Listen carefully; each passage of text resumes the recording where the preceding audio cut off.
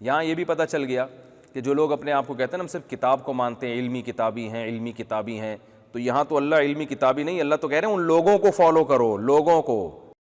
آپ اپنے آپ کو اللہ اور اس کے محبوب صلی اللہ علیہ وآلہ وسلم کی طرف منسوب کریں اور کہہ دیں نہ میں وہابی، نہ میں بابی، میں ہوں مسلم علمی کتابی، نہ میں وہابی سو کارڈ اور نہ میں بابوں کا دفاع کرنے والا بابی، میں علمی کتابی مسلم ہوں، کتاب و سنت پہ چلنے والا۔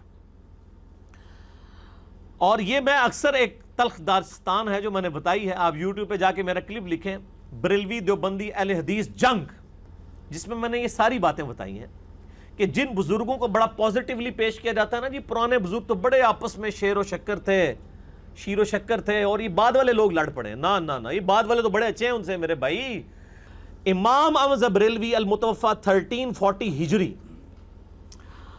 انہوں نے یہ کتاب لکھی ہے تمہید ایمان اور حسام الحرمین، یہ اکٹھی کتاب ہے ان کی۔ حسام الحرمین، حرمین کی تلوار، جس میں انہوں نے 5 علماء دیوبند کو کافر ڈکلیئر کیا، ان کی عبارات پہ کفر کے فتوے لگائے۔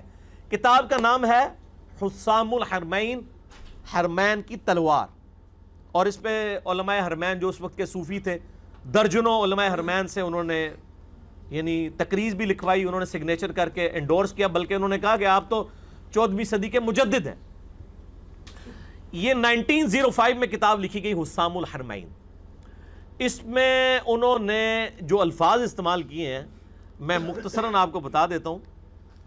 انہوں نے یعنی لکھتے ہیں کہ چوتھا فرقہ وہابیہ شیطانیہ ہے، یعنی وہ وہابی سو کارڈ جو ایک ٹرم ہے، انہوں نے یعنی دیوبند کو اور اہل حدیث کو ایک ہی لاٹھی سے ہانک دیا، اور وہ رافضیوں کے فرقہ شیطانیہ کی طرح ہیں، وہ شیطان اتاق کے پیروکار ہیں، یعنی وہ کہتے ہیں رافضی جو سیدنا ابوبکر و عمر رضی اللہ تعالی عنہما وعلیہم السلام کو برا بھلا کہتے ہیں، ان کو امام جعفر نے کہا تھا یہ شیطان اتاق کے پیروکار ہیں، تو انہوں نے کہا وہ تو شیطان اتاق کے پیروکار ہیں، جبکہ جو وہابی دیوبندی شیطان جن کو انہوں نے کہا یہ شیطان آفاق ابلیس لعین کے پیروکار ہیں، اور یہ بھی اسی تکذیب خدا کرنے والے رشید احمد گنگوئی کے دم چھلے ہیں کہ اس نے اپنی کتاب براہین قاطع میں تصریح کی ہے، اور آگے وہ انہوں نے پورا اپنا پوائنٹ آف ویو لکھا۔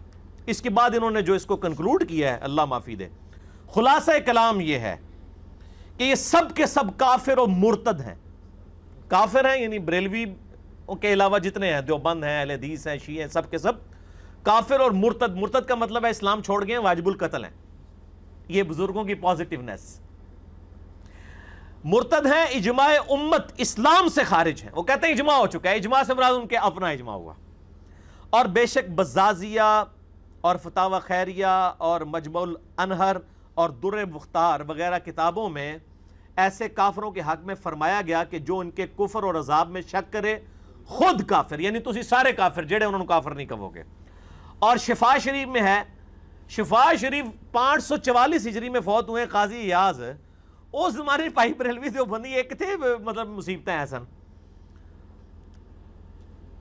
ہم اسے کافر کہتے ہیں جو ایسے کو کافر نہ کہے جس نے ملت اسلام کے سوا کسی ملت کا اعتقاد کیا یا ان کے بارے میں توقف کیا کرے یا شک لائے۔ انہوں نے کہا یہ سب کے سب فارغ ہو گئے۔ اچھا یہ کتاب 1905 میں لکھی، یہ کتاب جب حرمین والوں نے فتوے لگائے تو ادھر پھر دیوبندیوں کو مصیبت ہوئی، انہوں نے 26 سوال عربی میں لکھ کے نا علماء حرمین نے دیوبند مدرسے میں بھیجے کہ سر یہاں سے تو آپ بریلوی صاحب نے بتایا آپ سے بڑے تو کوئی گستاخ ہی کوئی نہیں ہے، تو آپ ذرا کلیریفیکیشن دیں۔ تو اس کے جواب میں 1906 میں 1906 میں آج چل رہی ہے 5 اگست 2018 یہ کتاب لکھی انہوں نے المہند علی المفند۔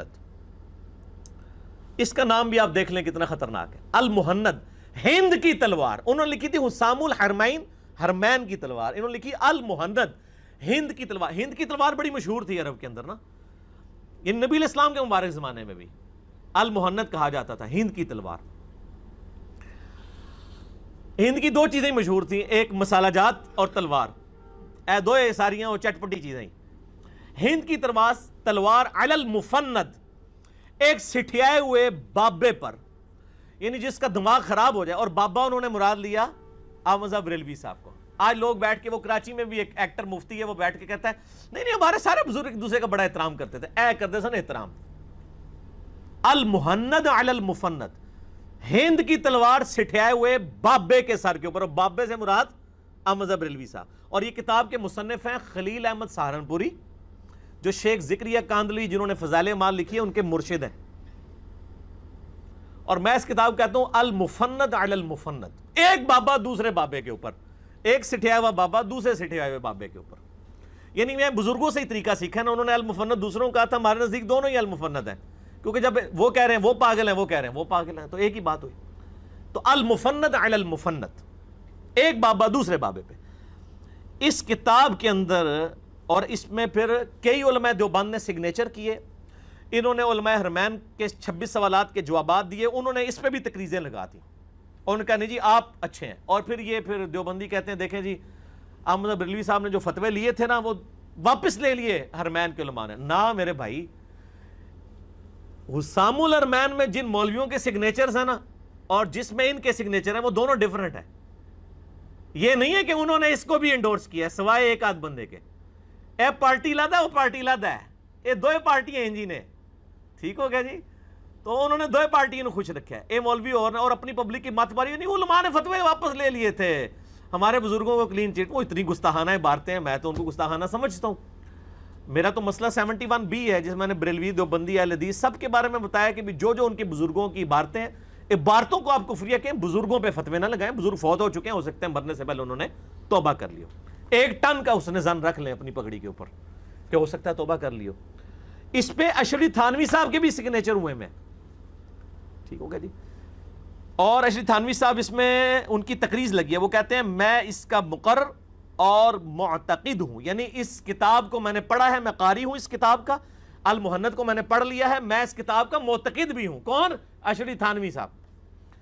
اور افطرا کرنے والوں کا معاملہ میں اللہ کے حوالے کرتا ہوں. میں ہوں اشرف علی تھانوی، حنفی چشتی. اللہ میرا خاتمہ خیر کے ساتھ فرمائے. اللہ کرے خیر کے ساتھ ہی خاتمہ ہوا ان کا، لیکن انہوں نے اپنے ساتھ حنفی چشتی لکھا ہے، محمدی نہیں لکھا، انہوں نے حنفی چشتی لکھا ہے.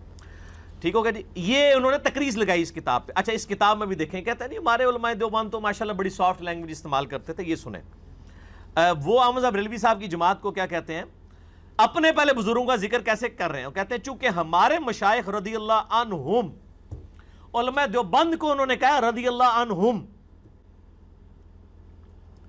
احیاء سنت میں سعی کرتے اور بدعت کی آگ بجھانے میں مستعد رہتے تھے، اس لیے شیطانی لشکر کو ان پر غصہ آیا. شیطانی لشکر کون؟ احمد رضا بریلوی اور ان کی جماعت. یعنی دیوبندیوں کے بزرگ بریلویوں کے بزرگوں کو شیطان سے کم ٹائٹل نہیں دیتے، اور ظاہر ہے اس سے بڑا بھی ٹائٹل کوئی نہیں کہ آپ کسی کو شیطان ڈکلیئر کرتے. شیطانی لشکر کو ان پر غصہ آیا اور ان کے کلام میں تحریف کر ڈالی اور ان پر بہتان باندھے، طرح طرح کے افتراء اور خطاب وہابیت کے ساتھ متہم کیا. انہوں نے کہا کہ ہمیں خام خواہ وہابی کہتے ہیں، ہمارا کوئی وہابیوں سے تعلق نہیں ہے، ہمیں احمد رضا بریلوی نے جھوٹا الزام لگایا. مگر حاشا کہ وہ ایسے ہوں. وہ کہتے ہیں ایسا ہو ہی نہیں سکتا، بلکہ بات یہ ہے کہ یہ سنت اللہ ہے جو کہ خواص اولیاء میں ہمیشہ جاری رہی ہے. چنانچہ اپنی کتاب میں اللہ تعالیٰ خود ہی ارشاد فرماتا ہے کہ اور اس طرح ہم نے ہر نبی کے دشمن بنا دیے جنوں انس کے شیاطین. وہ کہتے ہیں جس طرح نبیوں کے دشمن من الجنت والناس ہوتے ہیں نا، ہمارے علماء دیوبند رضی اللہ عنہم اجمعین کے جو رضی اللہ عنہم، انہوں نے کہا بھائی میں نہیں جے کیا اللہ کو ڈرنا وا میں دوئے انہوں نہیں کہندا. تو کہتے ہیں وہ ان کے دشمن جو ہیں وہ یہ احمد رضا بریلوی یہ شیطان ہے من الجنت والناس. تو یہ بزرگوں کی پازیٹیونیس. اچھا، اس کے بعد آج تو یہ ریالوں کے چکر میں سعودیہ اور یہ اہل حدیث دیوبندی بھائی بھائی بنے ہوئے ہیں. اہل حدیث دیوبندی بھائی بھائی، بریلوی قوم کہاں سے آئی؟ پہلے وہ نعرہ ہوتا تھا سنی شیعہ بھائی بھائی، دیوبندی قوم کہاں سے آئی؟ لیکن آج کل کچھ اور ہی نعرہ ہے. نہ میں وہابی، نہ میں بابی، میں ہوں مسلم علمی کتابی. اے علمی کتابی گل.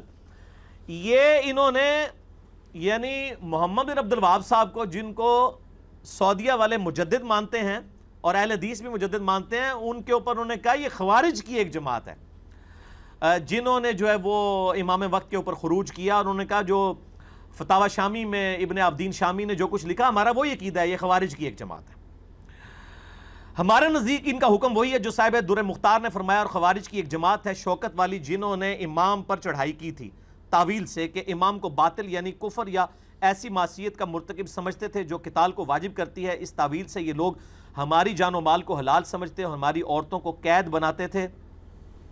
آگے فرماتے ہیں ان کا حکم باغیوں کا ہے، اور پھر یہ بھی فرمایا کہ ہم ان کی تکفیر صرف اس لیے نہیں کرتے کہ یہ فعل تعویل سے ہے، اگرچہ باطل ہی صحیح۔ اور علامہ شامی نے اس کے حاشیے میں فرمایا جیسا کہ ہمارے زمانے میں عبد الوہاب کے تابعین سے سرزد ہوا کہ نجد سے نکل کر، یہ عبد الوہاب نہیں ہے، محمد بن عبد الوہاب ہے، نجد سے نکل کر حرمین شریفین پر غالب ہوئے، اپنے کو حنبلی مذہب بتاتے ہیں، مگر ان کا عقیدہ یہ تھا کہ بس وہی مسلمان ہے جو ان کے عقیدے کے خلاف وہ مشرک ہے، اور اسی بنا پر انہوں نے اہل سنت اور علماء اہل سنت کا قتل مباح سمجھ رکھا تھا، یہاں تک کہ اللہ تعالیٰ نے ان کی شوکت توڑ دی۔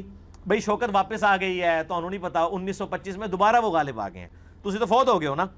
اس کے بعد میں کہتا ہوں کہ عبد الوہاب اور اس کے تابع کوئی شخص بھی ہمارے کسی سلسلہ مشائخ میں نہیں ہے، نہ تفسیر اور فقہ کے علمی سلسلے میں، نہ تصوف میں۔ وہ کہتے ہیں نہ ہمارے یہ تصوف کے سلسلوں میں، نہ علمی، ہم تو یعنی محمد وہاب کو آن ہی نہیں کرتے ہیں۔ یہ جناب پازیٹیونیس ہے۔ اللہ تعالیٰ فرماتا ہے قرآن حکیم میں ان الدین عند اللہ الاسلام، the only acceptable religion in the sight of Allah is Islam۔ اللہ کے حضور قیامت والے دن جو قابل قبول دین ہے وہ صرف اسلام ہے۔ پھر فرمایا وَمَن يَبْتَغِ غَيْرَ الْإِسْلَامِ دِينًا، جو کوئی اسلام کے علاوہ کوئی اور دین لے کر قیامت والے دن میرے پاس حاضر ہوا، فَلَن يُقْبَلَ مِنْهُ، ہم اس سے اس کا دین ہی قبول نہیں کریں گے۔ اور پھر فرمایا کہ وَهُوَ فِي الْآخِرَةِ مِنَ الْخَاسِرِينَ، ایسا شخص خسارہ پانے والوں میں ہو جائے گا۔ یہ ہم نے اپنے منہج کے اوپر پہلے نمبر پہ یہ آیت لکھ کے لگائی ہے، سورہ آل عمران آیت نمبر 85۔ اور قرآن پاک تو واضح کہہ رہا ہے وَاعْتَصِمُوا بِحَبْلِ اللَّهِ جَمِيعًا وَلَا تَفَرَّقُوا، اللہ کی رسی یعنی قرآن کو مضبوطی سے تھام لو اور فرقوں میں مت بٹو۔ اور یہ قرآن غدیر خم کی حدیث جہاں قرآن اور اہل بیت کا ذکر کیا، صحیح مسلم میں انٹرنیشنل نمبر کے مطابق 6225 سے لے کے 6228 تک 4 طرق ہیں صحیح مسلم میں، اس میں کہا گیا کہ اللہ کی رسی قرآن ہے، اس کو مضبوطی سے پکڑو، فرقوں میں نہ بٹو۔ یعنی کامن بانڈ قرآن ہوگا، پھر فرقہ واریت ختم ہوگی۔ فرقہ واریت جب ہی ختم ہوگی جب آپ قرآن کو پکڑیں گے، جب قرآن کو چھوڑ دیں گے فرقے بنیں گے، کیونکہ کامن بانڈ نہیں رہے گا۔ اور نبی صلی اللہ علیہ وآلہ وسلم کو اللہ تعالیٰ نے قرآن حکیم میں کیٹاگوریکل مینشن کیا سورۃ الاحقاف کی شروع کی آیات میں، کہ کافر آپ سے جب بحث کریں آپ ان سے کہیں ایتونی بکتاب من قبل ھذا او اثارۃ من علم ان کنتم صادقین، اس قرآن سے پہلے کوئی کتاب ہے وہ میرے پاس لے کے آؤ، مجھے دلیل اس کتاب کی پیش کرو، یا انبیاء کے آثار کوئی علم میں سے آ رہے ہوں تو اس میں سے پیش کرو اگر تم سچے ہو۔ ہم بھی یہی کہتے ہیں کہ نہ میں وہابی نہ میں بابی، میں ہوں مسلم علمی کتابی، ایتونی بکتاب من